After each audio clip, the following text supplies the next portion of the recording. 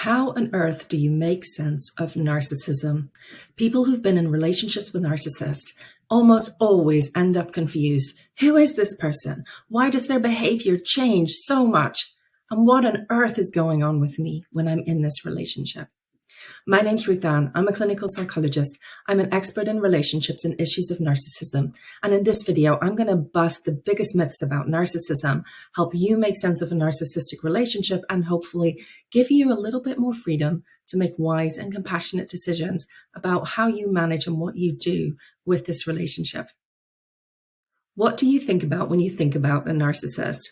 My guess is you imagine a massive ego, someone who is charismatic, who can hold the attention of a room, who demands praise and admiration, someone who is condescending, putting other people down in order to big themselves up, someone who's ruthless and unempathic, someone who's grandiose and always showing off and boasting about their accomplishments.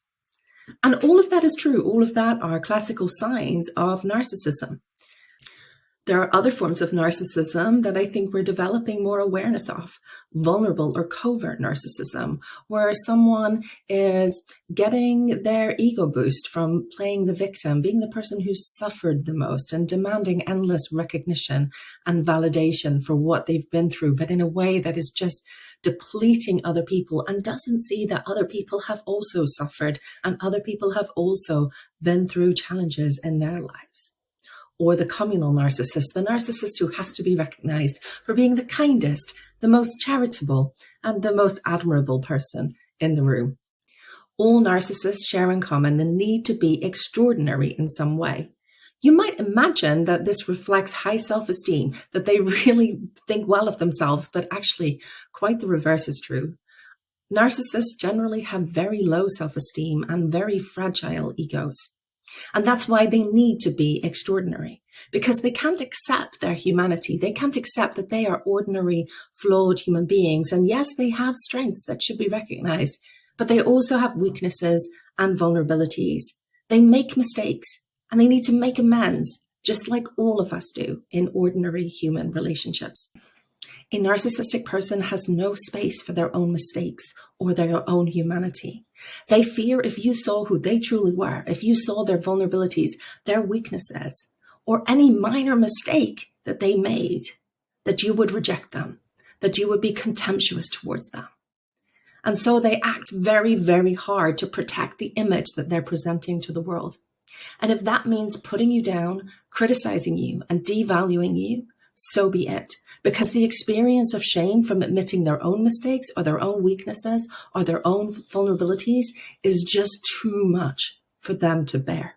It may be helpful to think that when you're in a relationship with a narcissist, you're not relating to a real person. You're relating to a mask.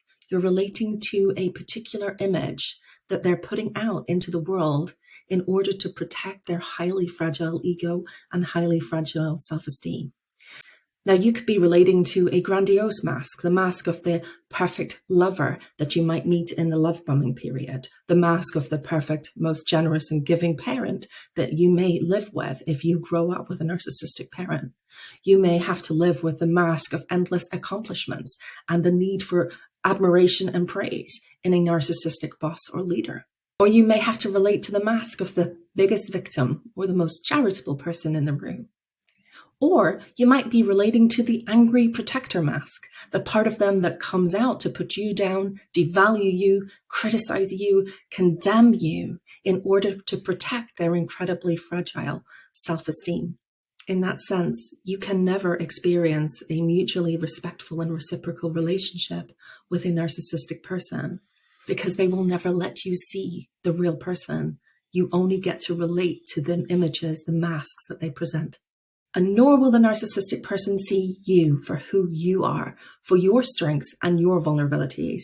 Instead, they require you to also wear masks. They may ask you to wear the mask of the perfect partner who's endlessly satisfied and pleased in the relationship, or the perfect child who is perfectly grateful for their amazing parent and all that they've given them. Or they may require you to be self-sacrificing, endlessly placating, tiptoeing around them, pleasing them in order to prevent them from becoming upset about anything at all.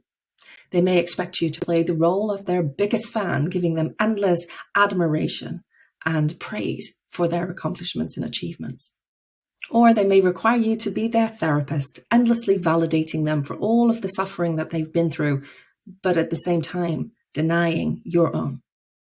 And this can get to the point where you no longer recognize yourself or know who you are in a narcissistic relationship. And if this is one of the primary relationships in your life, it can be incredibly disorientating and confusing. And you can really lose touch with yourself and feel like you don't know who you are anymore.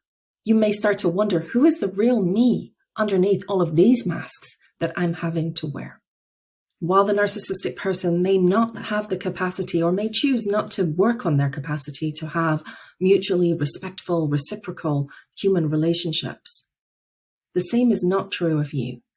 I hope you're able to make wise and compassionate decisions about how you manage a relationship with a narcissist in your life, and also how you nurture and invest in other relationships where you can be seen for who you are, where your strengths can be recognized and celebrated, and where your weaknesses and your vulnerabilities are tolerated, accepted, and treated with dignity and respect. And of course, that kind of relationship is only possible if the other person is also showing you their strengths and their vulnerabilities, allowing you to see and love and respect the whole person that they are. I'd love to hear what you think, so leave a comment. Let me know, did this video affect how you see narcissists? Did it affect how you see yourself in relationship to someone who's narcissistic? Did it help you feel more self-compassion and more hope in the possibility of better relationships in the future? If you like this video, hit the like button and subscribe so you can learn more about narcissism and navigating narcissistic relationships. I look forward to seeing you next time. In the meantime, take good care.